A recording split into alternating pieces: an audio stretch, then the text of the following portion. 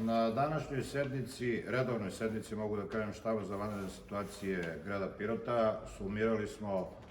postojeću situaciju vezanu za kretanje koronavirusa u našoj sredini. Svi iz javnosti znamo da koronavirus ne miruje, da se mi već nalazimo u određenoj fazi epidemiološkog talasa koji ima svoj tok i mi sigurno nismo izuzeti od svega toga. Ono što je danas zaključeno na ovoj sednici, to je podatak da trenutno u Pirotu nemamo ni jedan slučaj, potvrđen slučaj od koronavirusa, što ne znači da koronavirus ne cirkuliše u pirotskoj sredini. On je tu oko nas.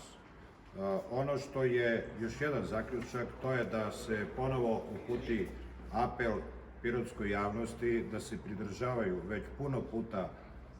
ponovljenim savetima o merama koje se preporučuju u cilju prevencije i zaštite od koronavirusa. Najosetljivija populacija je ona koja je i definisana 65 godina i više. Dakle, strogo pridržavanje tim merama zabrane kretanja u javnosti. Druga mera koja je sugerisana, to je opet apel prema ostalim građanima Pirota, uzimajući u obzir činjenično stanje da frekvencija građana na javnim mestima u Pirotu nije bitno smanjena, tako da bi to bio sledeći apel da se još, koliko god je to moguće, smanji poseta javnim institucijama, prodavnicama,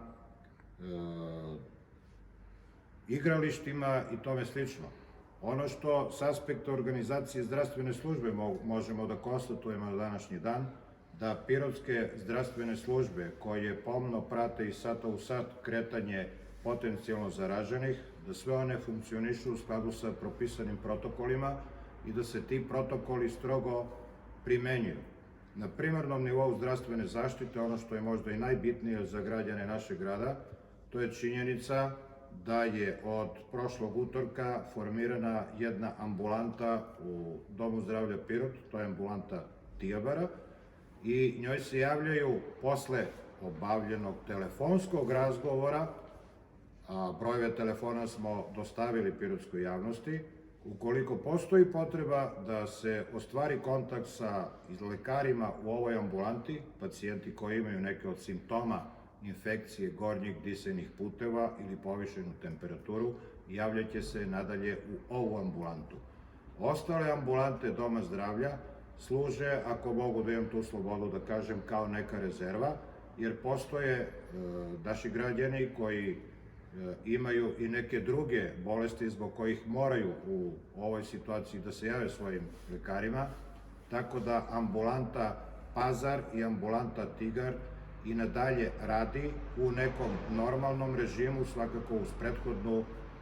trijažu koja se obavlja na samom ulazu u ambulantu. Opet apel našim građanima i pacijentima da za bezazlene